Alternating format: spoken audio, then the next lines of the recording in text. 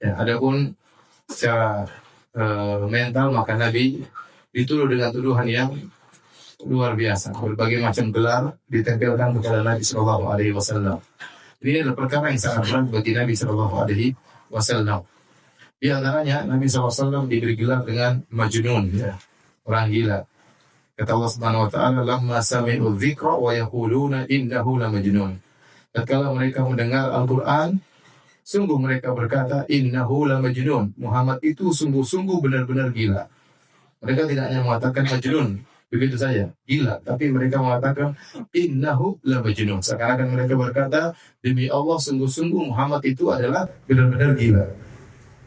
Selain itu mereka juga menuduh Nabi SAW dengan pendongeng. Mereka mengatakan apa yang dibacakan oleh Muhammad dalam Al-Quran itu hanyalah dongeng-dongeng orang-orang terdahulu, bukan dari Allah Subhanahu Wa Taala. Mereka berkata, wa qalu asatirul awwalina katabaha fahiya tumla alaihi bukratan wa asila. Mereka berkata itu hanyalah dongeng-dongeng orang-orang terdahulu yang dicatat oleh Muhammad, didiktekan kepadanya pagi dan petang. Disusun oleh Muhammad, ada yang mendiktekan kepada Muhammad.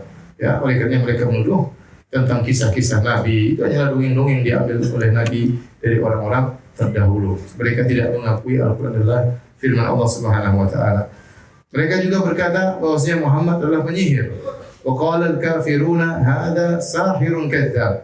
Sungguhnya orang-orang kafir berkata Muhammad ini adalah penyihir dan pendusta. Di antara perkataan mereka bahwasanya sihir itu fungsinya adalah untuk memutuskan dua orang yang saling mencintai. Sungguh Muhammad telah menyihir orang-orang Quraisy sehingga di antara mereka ada yang terpisah antara ayah dan anaknya, antara kakak dan adiknya, antara suami dan istrinya. Jadi Muhammad benar-benar penyihir.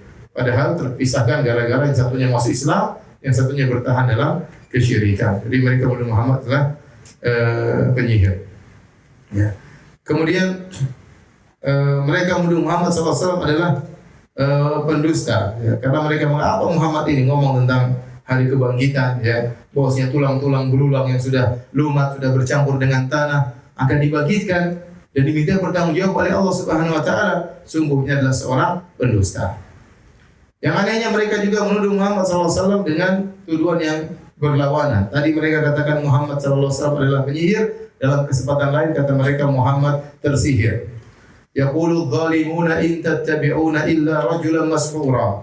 Maka orang-orang zalim berkata, sungguhnya yang kalian ikuti itu adalah seorang yang sedang tersihir. Ya. Jadi mereka menuduh Rasulullah dengan tuduhan yang banyak. Ya. Kahin, dukun, sahir, penyihir, mashur, tersihir, majnun, orang gila. Lalu orang gila ngapain takut sama orang gila? Ya. Tapi mereka mengatakan lagi Muhammad pendusta. Ya, namun ini semua hanyalah kedustaan mereka. Mereka tahu benar bahwasanya Rasulullah SAW adalah seorang yang amin, terpercaya, dan mereka yang telah memberi gelar Rasulullah SAW dengan Al-Amin. Dan tuduhan gangguan secara mental ini sangat berat bagi Nabi SAW. Dan karena Allah berfirman menggambarkan bagaimana beratnya hati Nabi mendengar tuduhan-tuduhan tersebut. Walaqad na'lamu annaka yadhiqu sadruka bima yaqulun. Sungguh kami tahu hai Muhammad, dadamu begitu sempit, sesak, yadhiqu sadruk. Dadamu sesak akibat apa yang mereka ucapkan tentangmu. Kenapa? Karena Nabi SAW seumur hidupnya tidak pernah dicela. Nabi SAW selalu dipuji seumur hidupnya. Sampai beliau diberi gelar dengan Al-Amin. Beliau adalah anak dari pembesar Quraisy, penguasa kota Mekah, Abdul Muttalib, kakek beliau sallallahu alaihi wasallam. Ya.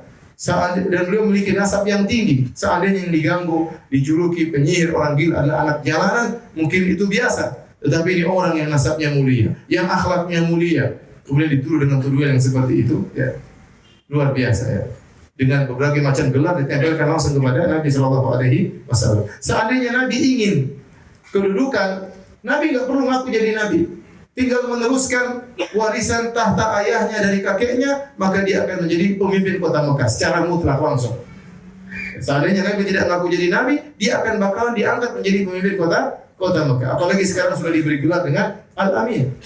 Tetapi ini adalah tugas dari Allah Subhanahu Wa Taala. Maka Nabi menyatakan dirinya sebagai Nabi meskipun resikonya beliau dituduh dengan tuduhan yang tidak. Oleh karena kata para ulama, ya, orang seperti Rasulullah SAW ini gangguan mental lebih berat dirasakan daripada gangguan fisik. Kita tahu bahwasanya Nabi benar-benar terganggu secara fisik dalam perang Uhud. Dalam perang Uhud, Nabi SAW terluka, gigi beliau patah, wajah beliau berdarah, berlumuran darah, ya. Saya beliau kesakitan, ya. Tetapi ada yang lebih berat bagi Nabi daripada yang beliau alami tatkala di perang Uhud.